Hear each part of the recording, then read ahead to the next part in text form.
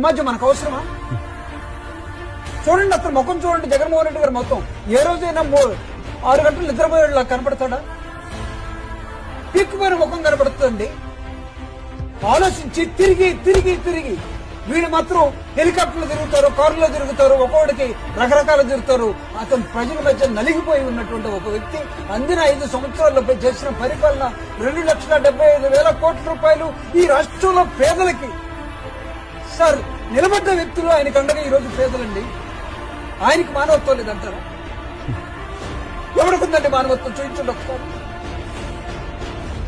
మాట్లాడుకోవచ్చు 100. చంద్రబాబు నాయుడు గారు చెప్తున్నారు ఇలాంటి దుర్ఘటనలు జరగవు అని. జరుగుతాయి. జరిగితే చూసే విధానం ఏంటి? అంటే జగన్మోహన్ రెడ్డి గారిని కూడా ఇంట్లో నుంచి లాకెళ్తారా నువ్వు ఆ రోజు కారులో ఉన్నావని? ఈ రాష్ట్రంలో ప్రజలు మాట్లాడకపోవచ్చు, మాట్లాడమని నేను అడుగుతా ఉన్నాను. ప్రజలు నేను నోరు